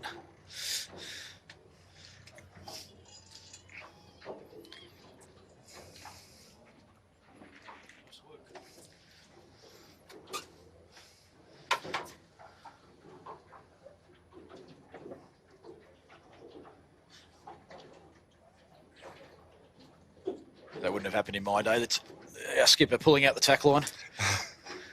Yeah, it's Spinnaker shoots. Well, yeah, but So that wasn't even a possibility, Jack. what's the point of bringing a crew with you if you're going to do their jobs?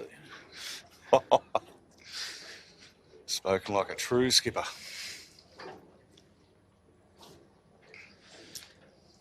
This is looking horrible, looking back down the course from where we are at the top mark. It's breeze is completely lifted off. There's a big line of cloud sitting at to the east northeast of us. That might be just holding back a fair bit of this breeze. The metalworkers round in second. Great result for them. Yep.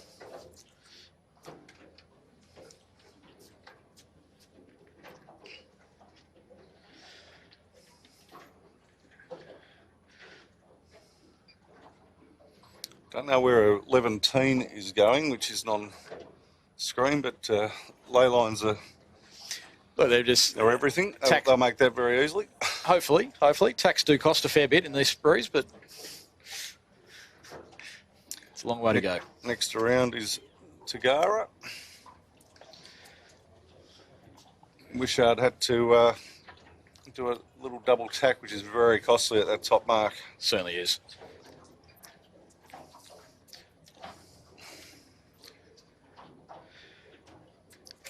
Also shows, but the boats who have their crew work down, especially in these light conditions with their roll tacks and what have you, Yeah. can really make some good gains.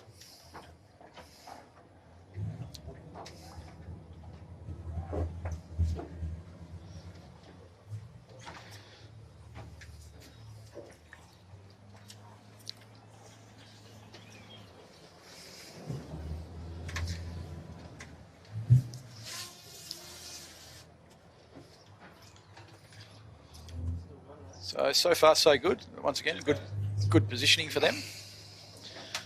They're going to be next around probably.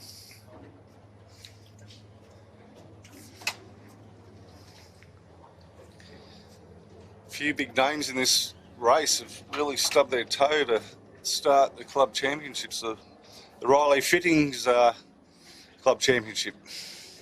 Yeah, I think the Boscoville, the most obvious one there that's not performing to their usual high standard.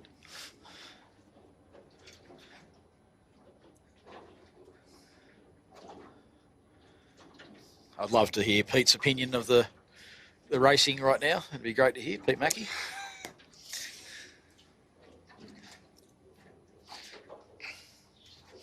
Just looking down the course towards the leading boats, struggling now to keep breeze in their spinnakers. So, if we get So far, so good to be happy with the fifth round. it certainly would be. Yep.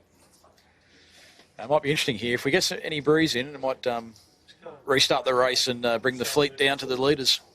And I did put the kiss of death on the 11 team. They didn't lay. They've had to do a tack, Jack.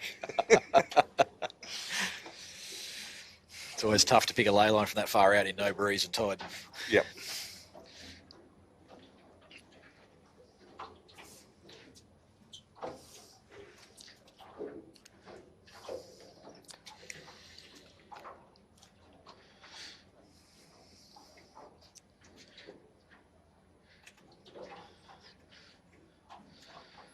So it doesn't look like my tip is going too well either, Jimmy. My TTR Sybil, they're coming in, just trying to lay the top mark now.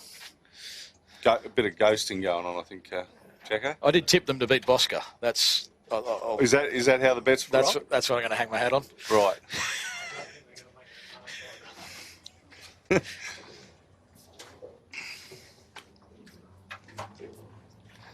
We might slowly make our way down the bottom. See if we can catch up to the leaders. I reckon you and I could row to catch up to the leaders, Jack. And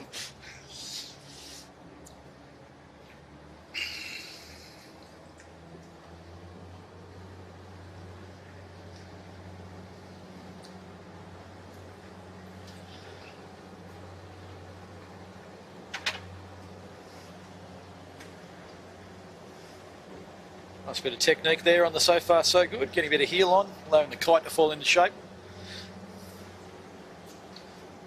it's a whole different mode that you've got to bring to the game for this, 0 to 3 knot range. How you trim everything, how you simple things like movements in the boat. We experimented with me sitting up on the foredeck and Robbie Napper taking the sheet, obviously not having to work it as much, and you develop techniques, that's for sure. You certainly do. And while they may not appear or seem that they'd work initially, you can get some weird techniques that do work every now and then.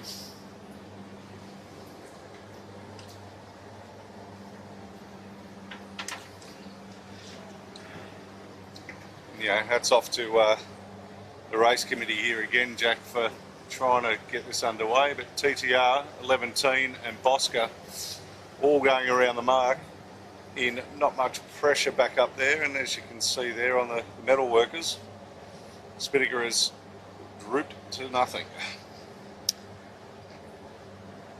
Yeah, the committee are doing everything they can to get a race in. Without trying to be negative, I just don't know whether they're actually going to succeed here. I think the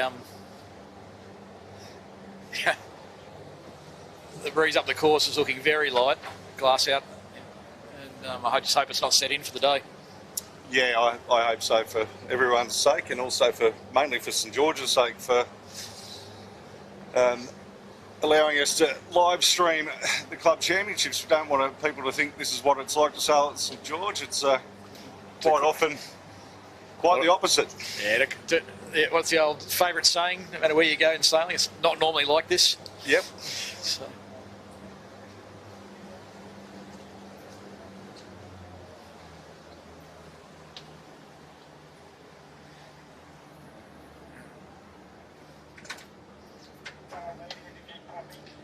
Yeah, it's looking very sick indeed.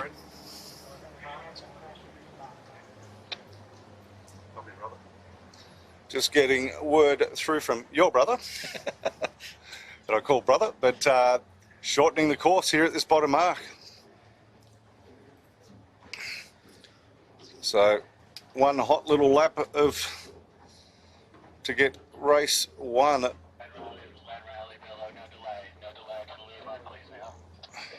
What's actually going to be quite interesting here is they've set up a shortened course. And I think if I was sailing this race, I'd be struggling to sort of not to work out which way to finish, because you can finish in either direction. But the race committee haven't actually made it too obvious for the sailors.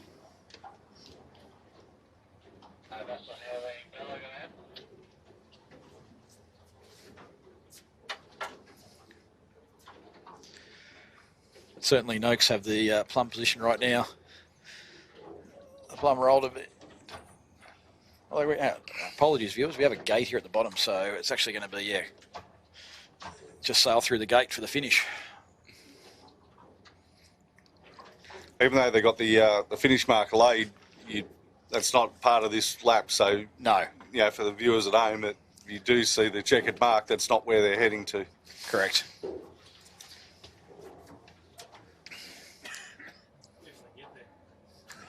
If they get there, that's right. Well, the tide is pushing them. Have a look at those three there on screen. You've got Tagara, Wishart, and is that the metal workers? And they are becalmed.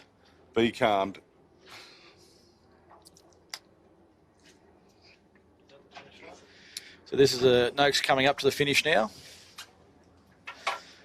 I make them finish now.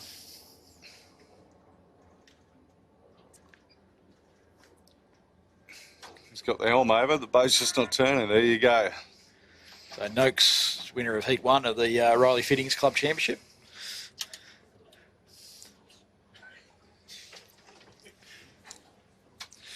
You awake there, Piers? It's carrying the team. Doing God's work there.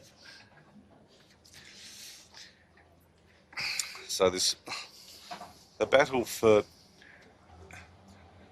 second, third, fourth is...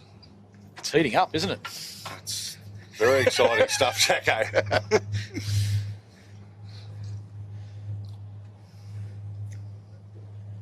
Go get some... cover some ant racing up the wall after this. Followed by the grass growing competition and the paint drying. We did have the sheepdog trials that we watched one afternoon at the club, and we've put our tender in to cover that. I guess they're not too worried about if there's no wind with that, are they? No, you're more worried about if there's sheep or not.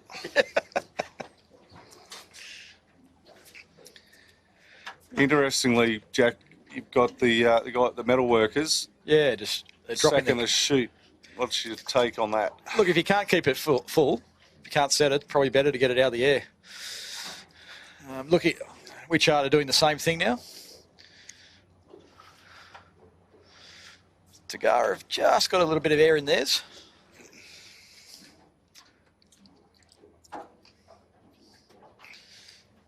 So I think it's going to be a case of who can drift the quickest here.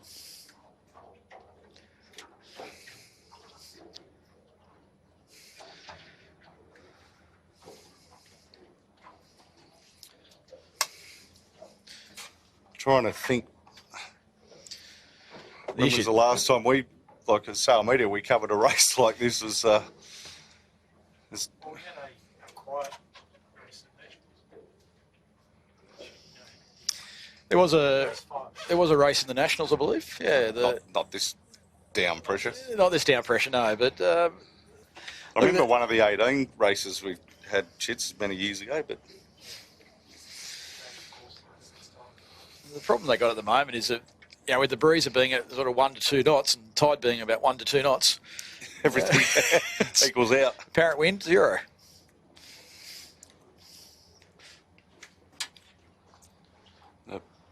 Just looking right back up the course, Illawarra Gearin Diff still isn't around that top mark, but you know the only one with a spinnaker up currently is Tagara. And you know, they're getting it to fill every now and then. Well, there's an interesting one for you viewers. Over A after a boat is finished. So I'm sure there'll be plenty more to be spoken about back in the club about that later on. For the viewers at home, Jack, N over A. That's a abandoned race. And no more sailing today.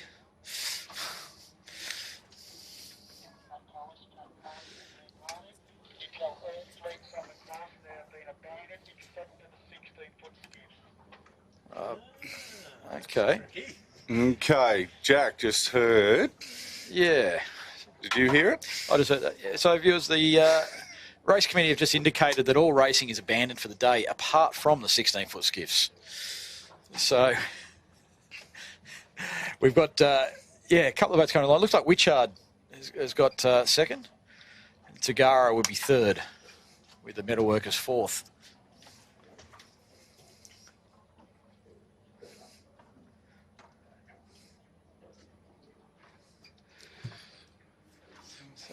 Very, very unfortunate for these guys.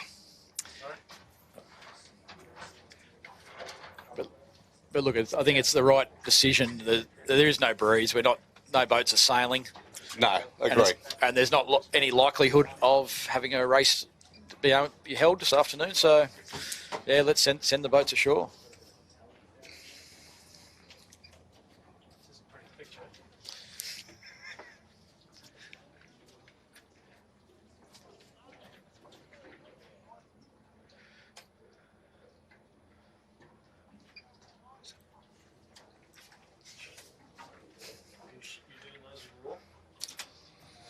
It looks like so far so good. We'll come through for 5th.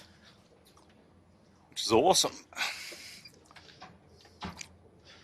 Not the way Boscoville wants to start the club championship heat or championship overall with your drop.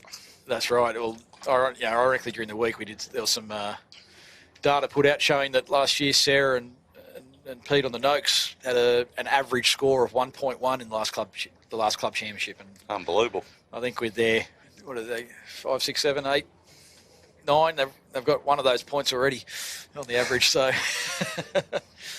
over the 9 races. So yeah, I think it's not the ideal way, but yeah, they should get a couple of drops. So I wouldn't be counting them out this early, but yeah, not the ideal way.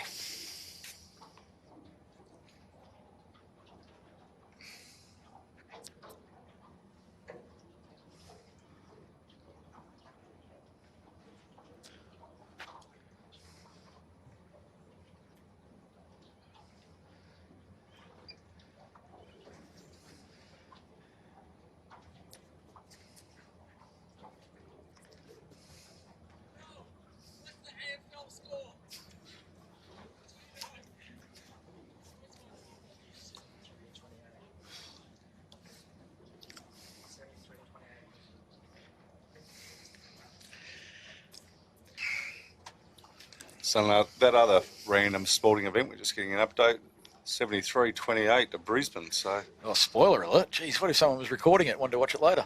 Even better. Back to us. There's no point watching it later if that's the score. No.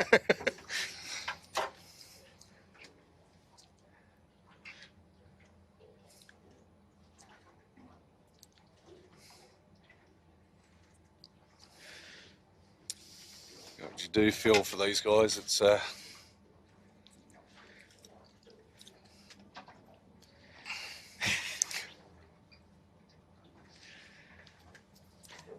it can be a frustrating day on the water with no breeze.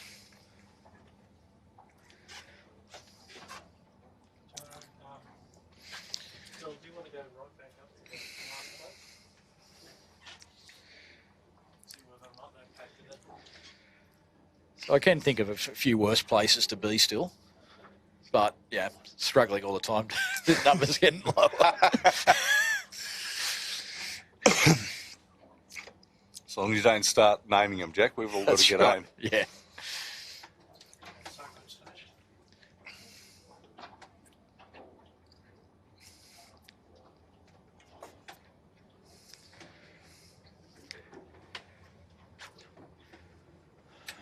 So after so good, what have we got? We got the Lennies coming through nicely. So Dave Gibson, Greg Patterson. That boat's actually the old Gyro Constructions from back in the Wow. day. Wow, that's a very old boat. It just goes to show, if you want to get involved, you don't need the top of the line. You can get a cheap boat, and do a bit of work on it.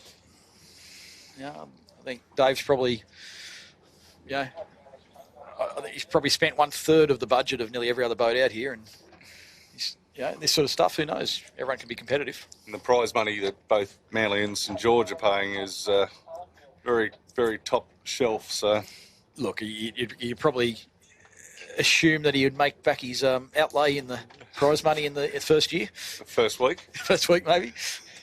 13 on screen. Go home.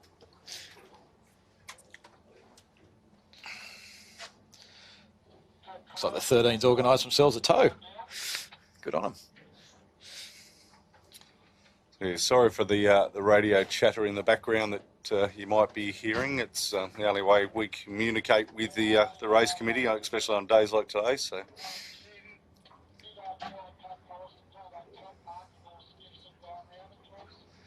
Let's go down to Boscoville. Yeah, next one.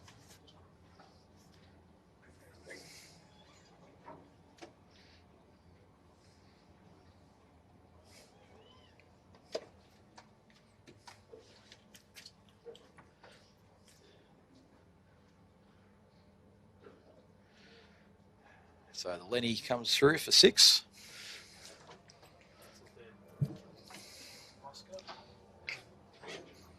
TTR group in the background. Really enjoying themselves there. So the mate you do have to feel sorry for is Quadracon to have come down from Brisbane to, get some competition and some racing in, and unfortunately, once again, not to be. But Well, fingers crossed it's not the last time we see him throughout the year. So, hopefully they make an effort to come back down at least one more time. And look, it is a huge effort to come down for a weekend. I think the fact that it tied in with school holidays made it a lot easier for them to come down this weekend. But fingers crossed they can come down again. I'm sure we'll see him at Harvey Bay for the Nationals.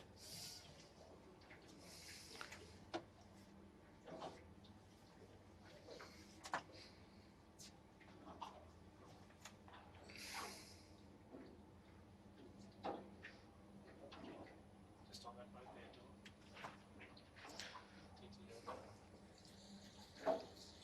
TTR.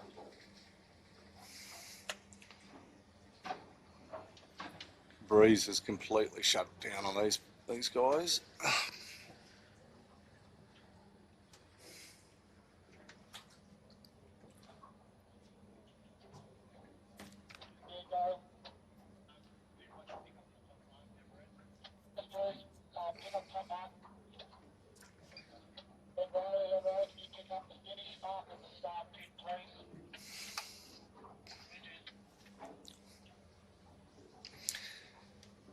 Not on screen. The Lynn looks like they're coming back. Like if they've gone between the committee boat and the left-hand bottom mark. That to me counts them as a finish, correct, Jack? Normally with a gate, if they're short in course, you'd finish at the gate between the two gate marks. Once again, without being fully conversant on the sailing instructions this year. I don't know whether they've changed that, but there might be some confusion there, thinking they need to finish between the one of the gate marks and the boat. So get 6th and 7th. I think that'd be pretty safe that they've got their position and their finish. I'm sure it'll be all resolved once a bit of an examination of the rules and the SIs. Because they're going to struggle to get up around if they're trying to get around this finish boat.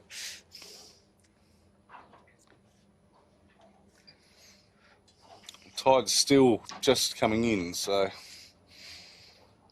we've got just over the last hour of it to roll. Yeah.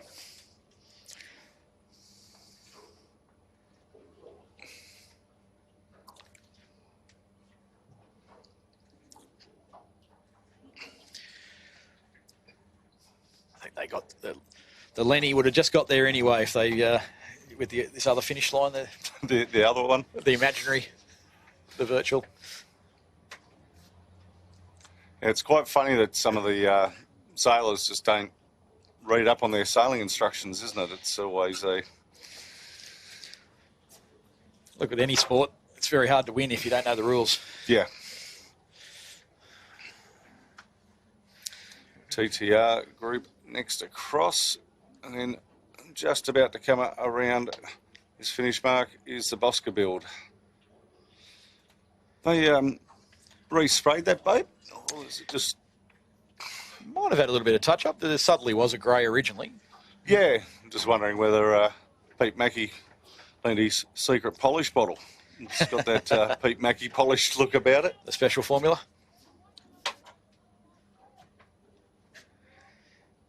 So it appears to be some discussion between the boys on the start boat and... TTR group?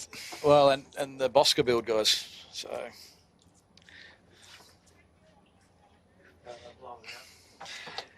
Yeah, it's an interesting thing. As I said, normally the finish would be between the two gate marks. And I think a few of the sailors were expecting that as well. So there might be a... if they didn't record the times correctly, there might be some cause for redress potentially for some boats if they didn't get their times right. The all-important handicap. It's interesting. People always sort of suggest, okay, their race might get scrubbed, things like that. I think there's enough footage that we can get the correct finish times either way.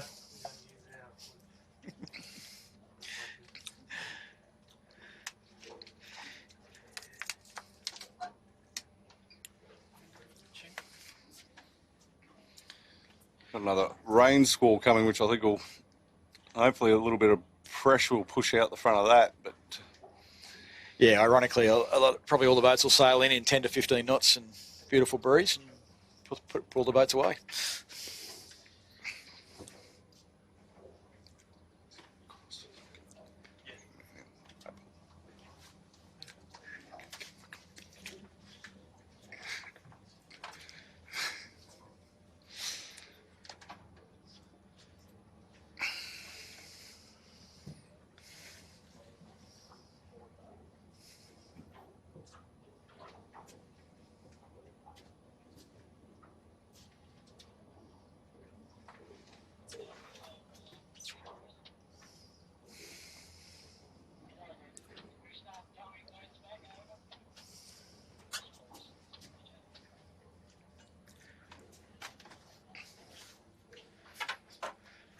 So once Quadricon comes through whichever finish line it's supposed to be, we'll have 2 boats left. It's 11 and IGD. so in the overalls here, the Quadricon doesn't count as in the overall standings. So for the people playing along at home, but good to see them come down. A bit of a attempt at a sail. Yeah. Right, you feel bad, but You do. It is what it is. But yeah, you're right. They won't count in the overall point score.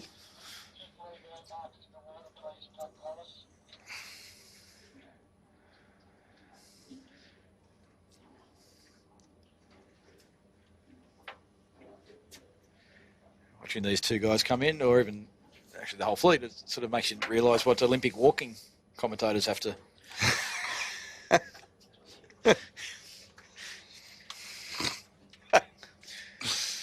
Or the chess, which one?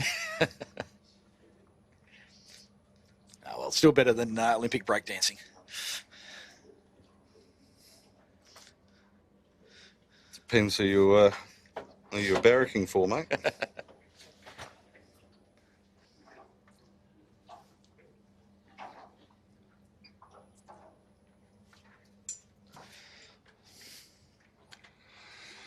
Well, that's the final 2 there, and they've probably got, what, best part of 100 metres to go to the finish. So about half an hour, yep. So probably half an hour. So what we might do, we might wrap up proceedings and try and beat this little rain squall home that is imminent. There it is there on the screen. So thanks to the team here on board today with Piers, Dylan and Sam and Chits, working their magic beyond belief today, which has been good. Huge thanks to Jack for joining us in commentary. It's always good to have you on board, mate. Love having you around. So this is race 1, run and 1 in the Riley Club Championships here at St George. If you're looking for more 16-foot skiff racing, we are back at Manly on the 12th of next month.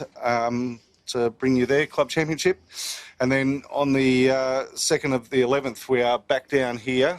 So 2nd of November for those, so I don't confuse the poor Americans that might be tuning in.